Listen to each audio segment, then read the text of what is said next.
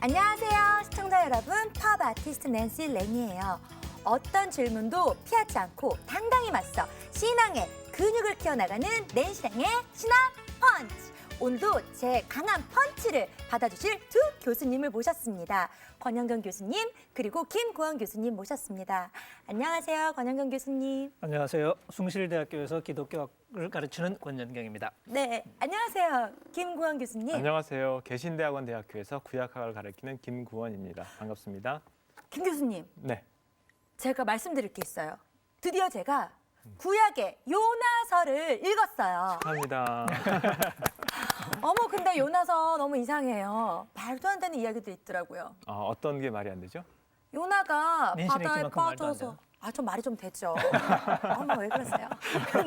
아니 근데 정말 말이 안 되는 게 네. 요나가 물에 빠졌는데 네. 물고기가 삼켜서 그 안에서 3일을 살았다라는 게 네.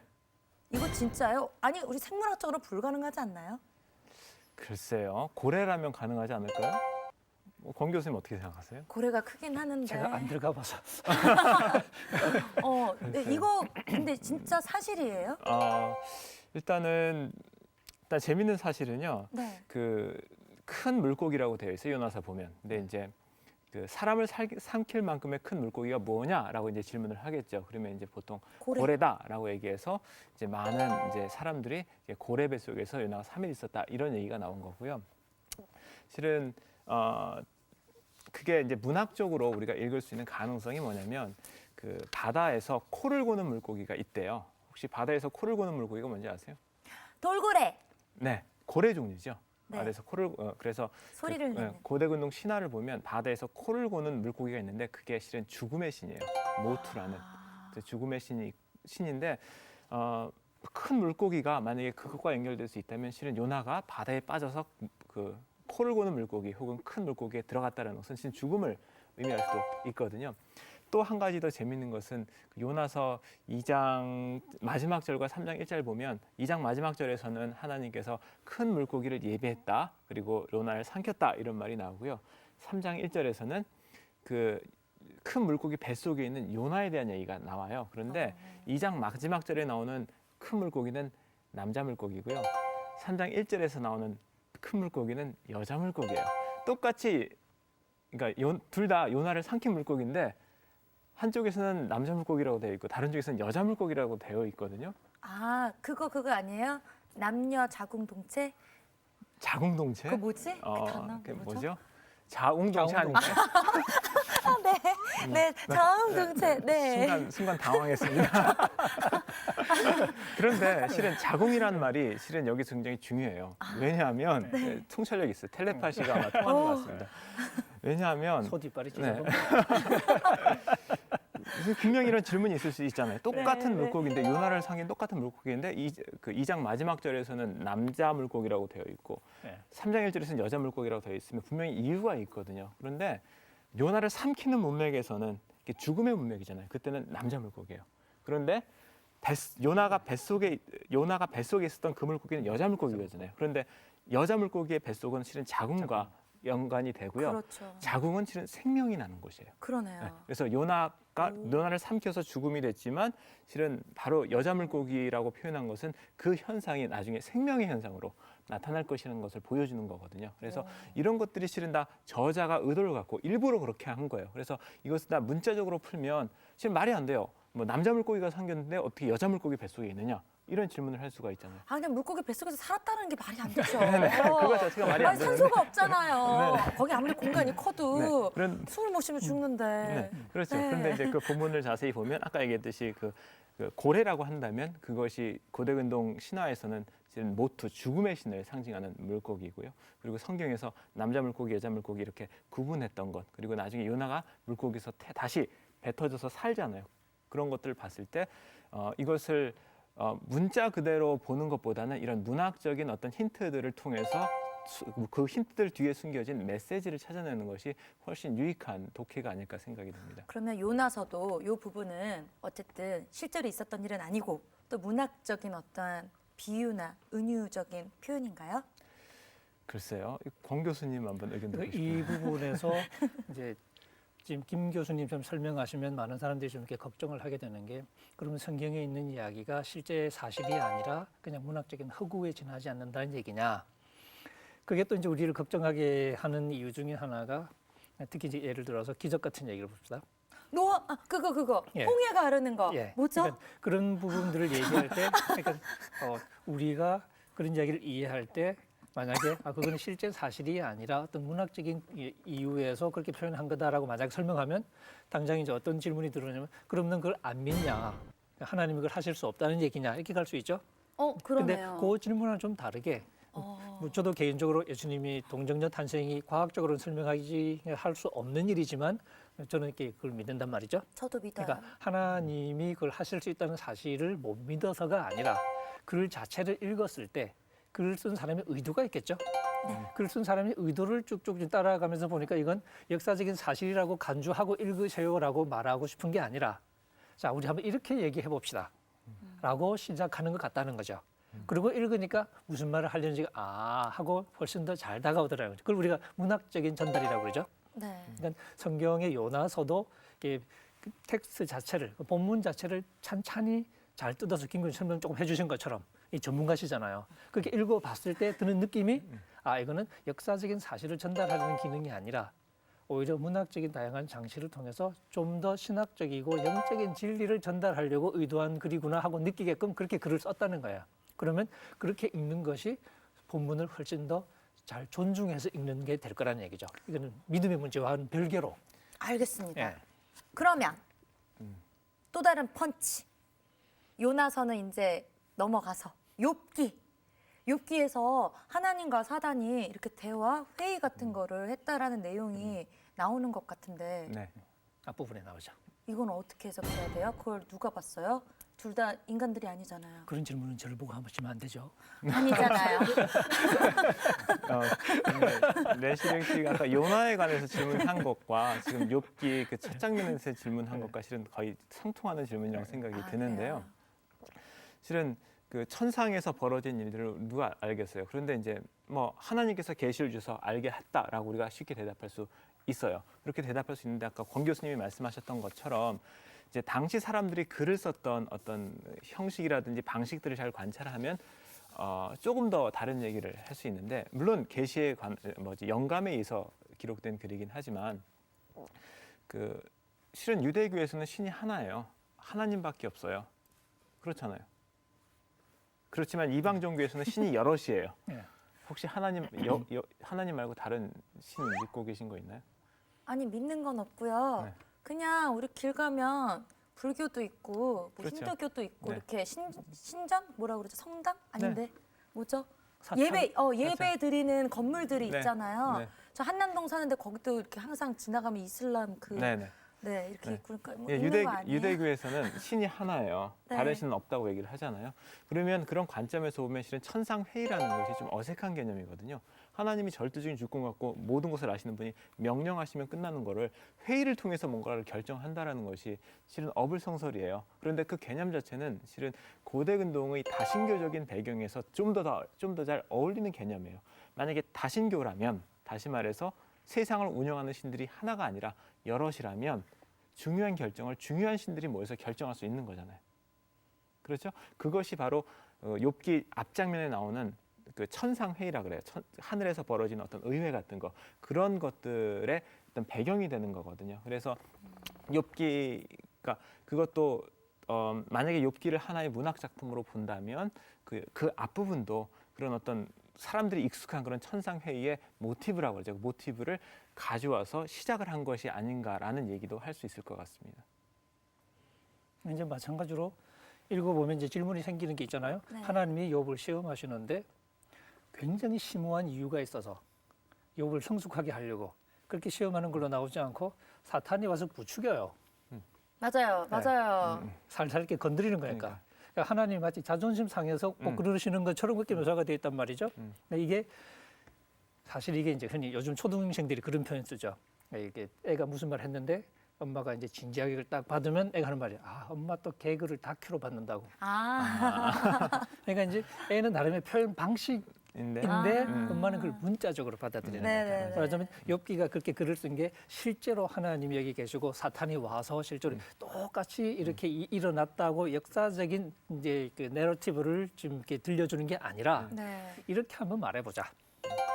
왜냐면 그 뒤에 다른 더 중요한 얘기 하려고. 문제 제기의 방식이죠. 그러니까 무대를 문제 제기- 설정하는 거니까. 그러니까 문제 제기할 때 보통 네. 연극으로 문제 제기할 수도 있지만 있잖아요. 뭐 문제를 그냥 질문 하나로 던질 수도 네. 있지만 연극을 보여주면서 문제를 제기할 수 있는 그렇죠. 거잖아요. 이걸 보고 나서 그렇죠. 네. 뭐 서술하라, 네. 그렇죠. 의견을 뭐 이런 네네. 거. 그런 어떤 문학적인 장치일 수도 있는 거죠. 그렇다고 한번 해보자 이렇게 이제 얘기를 시작하는 걸 수 있다는 거죠. 그럴 수도 있다. 이렇게 한번 말해보자. 하나님은 정말 대단한 아티스트신 것 같아요. 네, 맞습니다. 낸시 씨. 아, 저 그래서 너무 기뻐요. 제가 예술가라는 직업을 갖고 네. 있는 게. 네. 성경을 보면 실은 다양한 장르로 되어 있거든요. 성경이 하나의 책이라고 생각하는데 이게 자세히 뜯어보면 그 안에는 다양한 장르의 글들이 들어 있어요. 그렇죠. 미술도 다양한 장르가 있잖아요. 그렇죠. 표현 기법이. 네네. 네. 그래서 그 다양한 장르 중에서 실은 사실과는 좀 관계없는 그 픽션의 장르도 들어 있거든요. 그러니까 우리가 실은 신앙인이 픽션, 성경이 픽션이 들어 있다라고 하면 마치 알레르기 반응이 일어나는데 실은 예수님이 권 교수님이 설명해 주시겠지만 예수님께서 말씀하신 비유도 일종의 없는 얘기를 교훈을 주시기 위해서 만든 얘기거든요. 그리고 구약에 보더라도 그런 종류의 어떤 비유 얘기가 많아요. 그러니까 우리가 이렇게 복음을 얘기할 때 이 역사적인 사실들이 이어지는 거잖아요. 네. 실제 하나님이 기독교를 말하면 하나님이 예수 그리스도를 보내시고 역사적인 사실이죠. 나사렛 예수로 태어나셨고 그 역사적인 사건들이 이어지는데 역사적인 사건 자체만 가지고 우리가 사는 건 아니죠. 예수님이 오셨다는 게 어떤 의미인지를 우리가 이해해야 되고 또 그것이 우리가 실제 지금 현재 살아가는데 그 신앙이 어떤 의미 있는지도 이해해야 되고 그런 신학적인 작업을 하겠죠. 근데 그런 신학적인 설명을 할 때는 역사적인 사실만 가지고는 안 되잖아요. 네. 거기서는 좀 더 이제 다양한 신학적인 혹은 문학적인 전달 방식이 필요해지겠죠. 네. 네, 그래서 우리 성경에도 역사를 얘기하는 부분도 많지만 그 역사를 이야기할 때에도 그 역사를 문학적으로 해석해서 우리가 들려주기도 하고 또 때로는 역사 아닌 다른 그냥 문학적인 이야기 자체만 가지고 우리가 뭔가 중요한 또 진리를 전달해 주기도 하고 그래서 욥기 같은 경우는 욥기 나름의 또 주제가 굉장히 중요한 주제니까 그런 것을 우리에게 전달하는데 철학적인 질문으로 제기할 수도 있지만 문학적인 틀을 주어서 훨씬 더 효과 있게 전달하기도 하고 요나 같은 이야기도 그렇게 볼 수 있겠죠. 이제 좀 네. 알겠어요. 하나님께서는 정말 이러한 문학 작품의 장르를 통해서도 하나님 자신을 표현을 하시는구나. 낸시 씨도 이렇게 예술하시니까 잘 아시겠지만 우리가 살면서도 네. 다양하게 소통하잖아요. 그렇죠. 언어로만은 이렇게 꼭 하는 건 수다를 아니죠. 떨 때도 있고 혹은 요즘 조금 이렇게 무게 있게 수다를 떨 때도 있고 네. 친구랑 그냥 뒷담화 할 때도 있고 네. 때로는 시를 읊을 때도 있고 노래를 그렇죠. 부를 때도 있고 혹은 법정에 가서 진술해야 될 때도 있고 그때는 네. 정확하게 네. 그러니까 온갖 방식으로 다양한 그 장르를 우리가 활용하면서 살잖아요. 그것처럼 우리가 하나님과 관계를 맺을 때에도 그 삶의 다양한 차원들과 얽혀서 하나님과 관계를 맺으려면 때로는 우리가 노래를 부르는 시편도 마찬가지, 그죠? 때로는 우리가 굉장히 역사적인 필치로 또 이 사실들을 얘기할 때도 있고, 때로는 문학적인 얘기를 할 때도 있고, 그런 다양한 방식으로 우리가 하나님과 만나고 소통하고 한다고 볼 수 있죠. 그렇다고 보면요. 아니 그런 거죠. 그렇다면 정말 우리가 갖고 있는 기독교는 굉장히 열려 있는 멋진 religion, 종교인 것 같아요. 아까 이제 우리가 성경의 어떤 문학적인 코드들을 우리가 이해를 하면 그 뒤에 숨겨진 깊은 신학적인 메시지를 우리가 받을 수 있다라고 말씀하셨는데 우리는 이제 문학하면 뻥이다, 허구다라는 얘기로 바로 달려가 버리거든요. 그런데 성경의 많은 이야기들이 문학적인 코드로 쓰여 있지만 반드시 우리가 그 역사성을 부정할 필요가 없다는 것을 좀 얘기하고 싶어요. 네. 그래서 마치 이런 거죠. 우리 초상화 아시죠? 그럼요. 초상화는 분명히 역사적인 인물을 대표하는 장르잖아요. 실제 인물을 대상으로 묘사한 거잖아요. 그렇지만 초상화를 보면 실은 붓칠들의 연속이거든요. 초상화 자체는. 그렇죠. 그렇죠. 붓칠들의 연속이죠. 그래서 100% 역사적인 어떤 형태고 표현이지만 또 이렇게 자세히 보면 다 100% 조작이거든요. 그렇죠? 그래서 어떤 초상화가 있는데 그 초상화 그 얼굴 부분에 그 이렇게 먹감을 띄어내서 이게 DNA 검사를 한다는 의미가 없잖아요. 그렇죠. 그렇죠. 그리고 또 초상화가 있는데 이게 웃지 않아요. 그래서 치아가 안 보여. 그래서 그러면서 저 초상화는 그 당시 사람들의 치아 위생에 대해서 오늘 우리에게 알려주는 정보가 없어라고 불평할 수도 없는 거잖아요.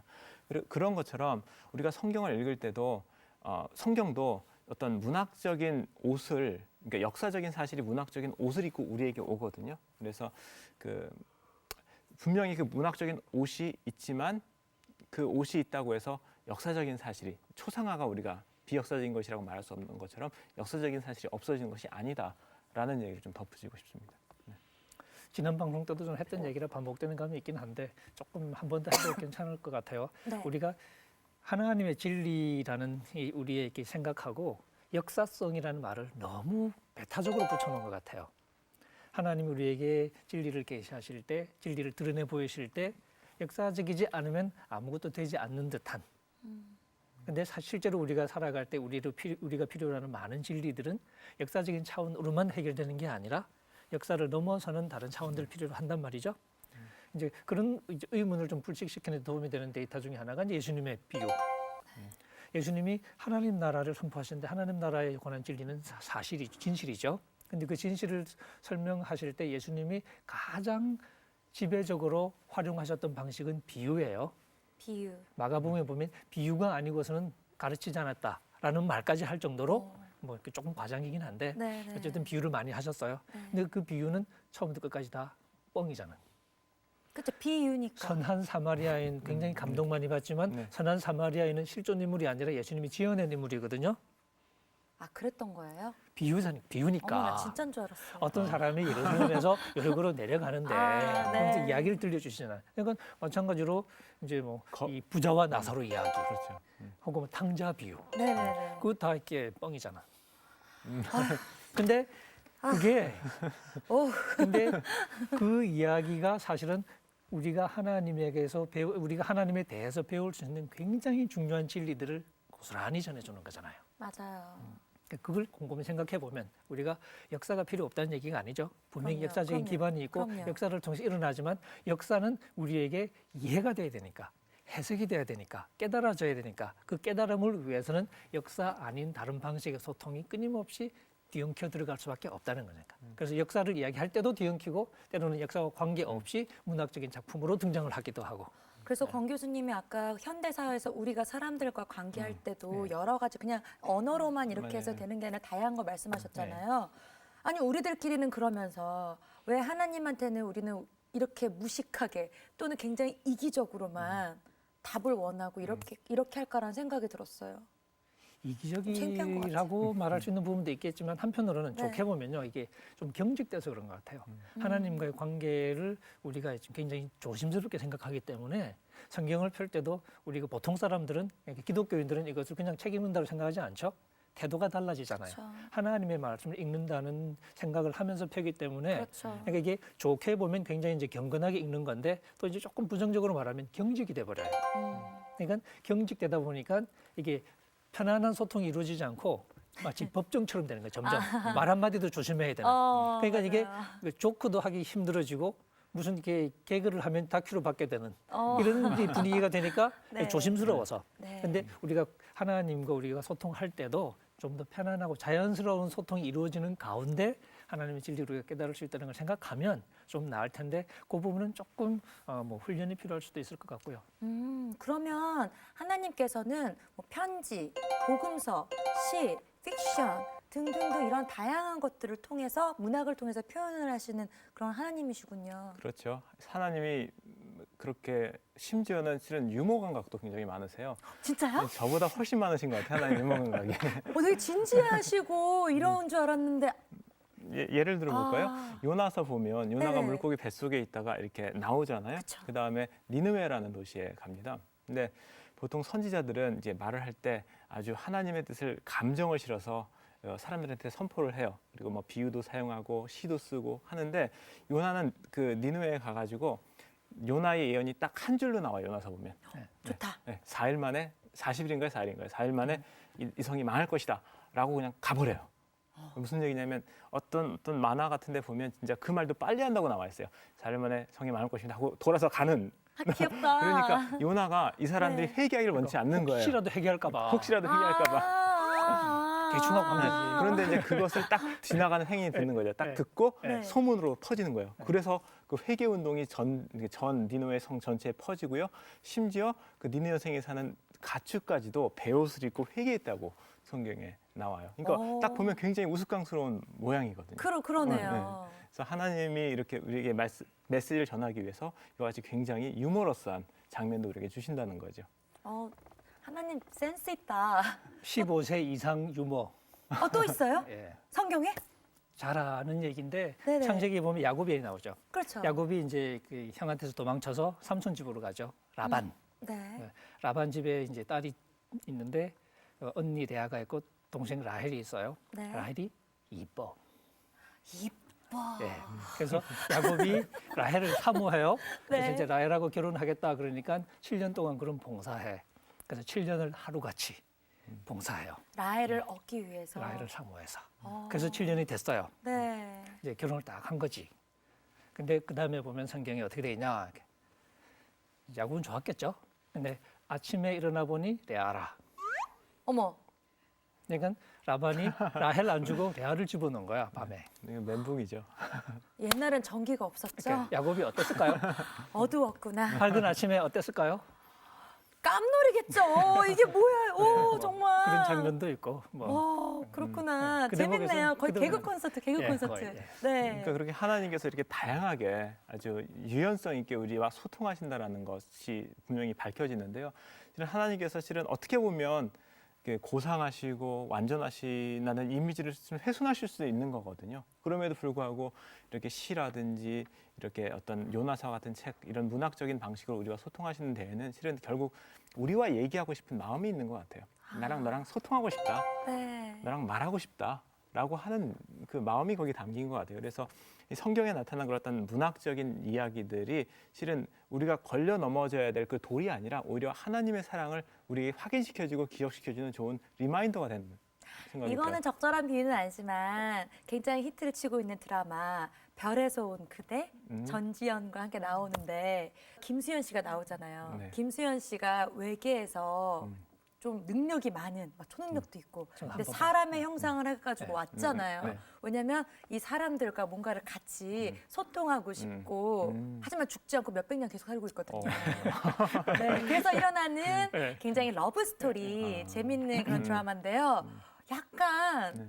뭐 그러한 맥락으로 하나님도 네. 인간과 같이 그렇죠. 다양한 스타일로 경험하고 소통하고 싶으셔서 네. 이렇게 진짜 뭐 편지, 복음서, 시, 픽션 등등 네. 다양한 문학, 네. 또 다양한 톤을 통해서 말씀하시는 것 같아요. 그러니까 글 자체가 사람이 그리니까 네. 바울이 공동체에 보낸 편지가 그대로 성경책에 있는 거니까 바울이 항상 기분이 좋았겠어요?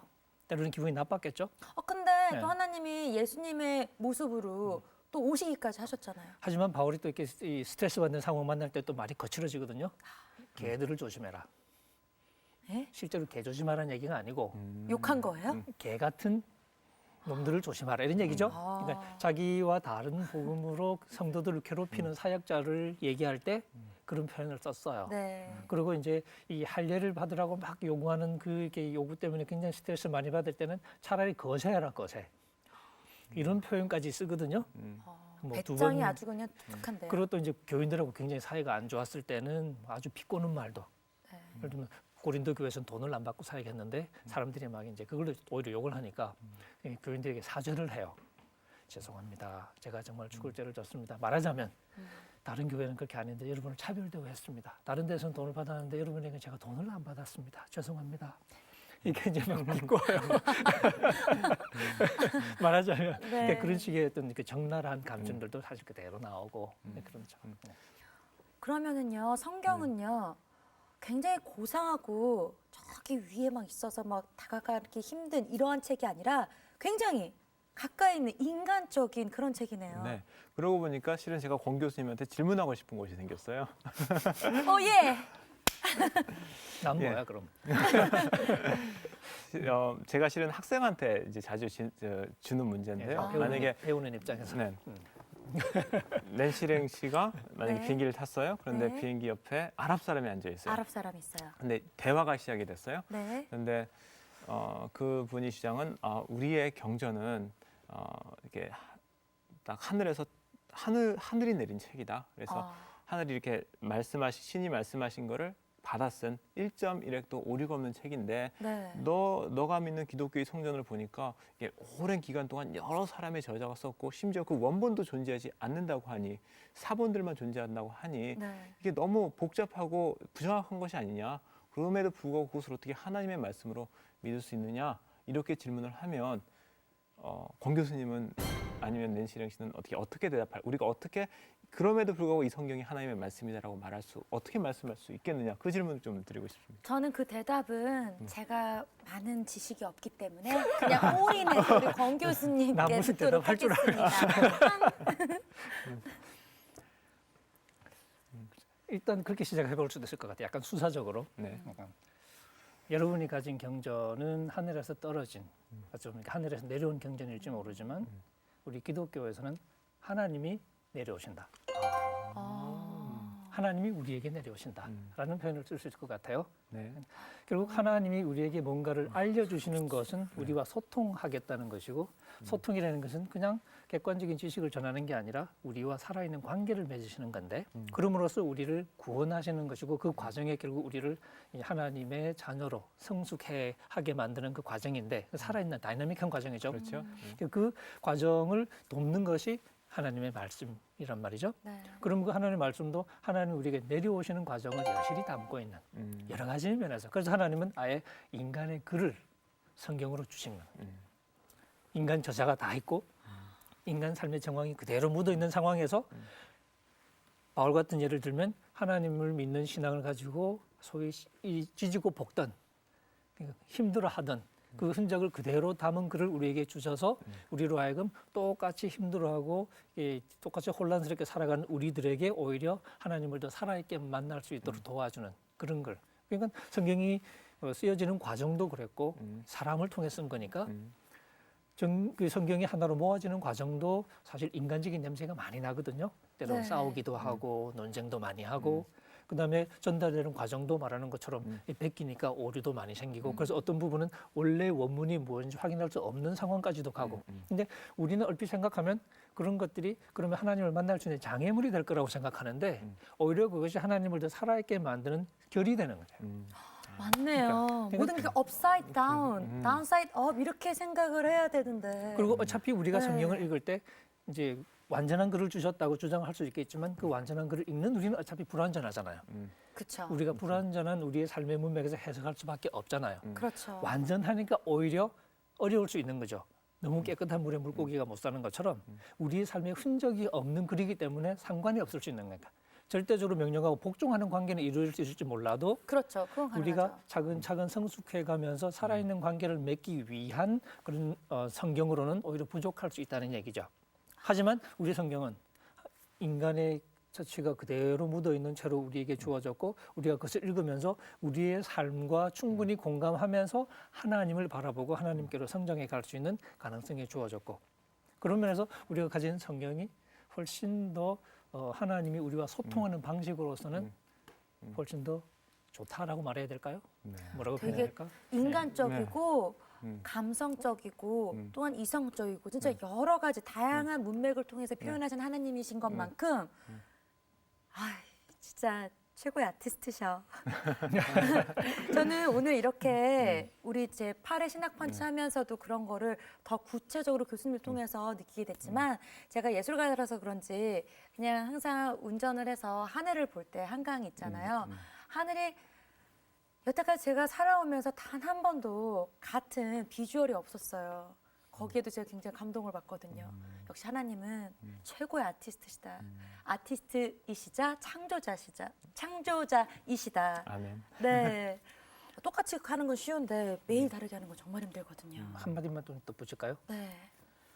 우리가 하나님을 생각할 때 완벽하시다는 아이디어에 너무 집착을 하는 것 같아요. 하나님은 완전하시지만 우리는 불완전하죠.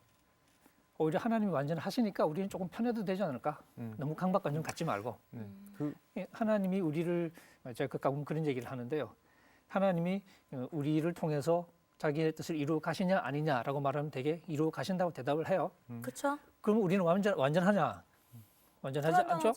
불안정하죠. 불완전한 우리를 통해서도 하나님은 지금 일하고 계시고 해나가고 계실 것이고 해 가실 것이고 그렇다면 우리가 완전해야 된다는 생각을 너무 이렇게 멀리까지 미루고 갈 필요는 없지 않을까. 오히려 우리의 불완전한 속에서도 하나님은 자신의 목적을 이루어 가실 수 있다면 네. 그게 실은 하나님이 위대하심인 것 같아요. 네. 보면 우리가 설교 이게 강단에서도 많은 기독교 2000년 동안 많은 설교들이 전해졌는데요. 얼마나 그 설교에 사실적인 오류, 신학적인 오류가 많았었겠어요. 엉터리 설교가 많았을 그런데 거거든요. 그럼에도 불구하고 하나님은 하나님의 나라를 착실하게 네. 정확무하게 틀림없이 이루어 가셨거든요. 앞으로도 이루어 가실 거고요. 그래서 실은 우리가 불완전한 것이 하나님이 역사를 이루어 가시는데 절대로 방해가 되지 않는다라는 거예요. 그래서 우리 어떤 인간 하나님께서 분명히 불완전하고 오류 있을 수 있는 인간의 장르이지만 그것을 통해서도 하나님의 뜻을 온전하게 우리에게 전달할 수 있다라는 얘기죠. 그게 하나님의 위대함인 것 같아요. 정말 위대하시네요. 역시 하나님이 최고예요. 하나님 사랑해요. 우리 신앙이 참 좋아지고 있어요. 점점 우리 두 교수님들 덕분에 신앙심도 더 견고해지는 게 그냥 막 맹목적으로 믿는 걸 떠나서 하나하나 알게 되니까 더 친해지고 더 친근해지고 더 가까이 가는 진정한 사랑이 이루어지는 것 같아서 너무 기쁩니다. 좋습니다. 네, 여러분 하고 싶은 이야기 또 궁금했던 질문들 있잖아요. 망설이지 마시고 낸시랭의 신학펀치 게시판에 들어오셔서 마구마구 올려주세요. 저희 이벤트 계속 진행하고 있습니다. 그러면 이번 저희 신학펀치는 여기까지 하도록 하고요. 우리 다 함께 언제나 했듯이 앙 하면서 마무리할까요? 낸시랭의 신학펀치! 앙.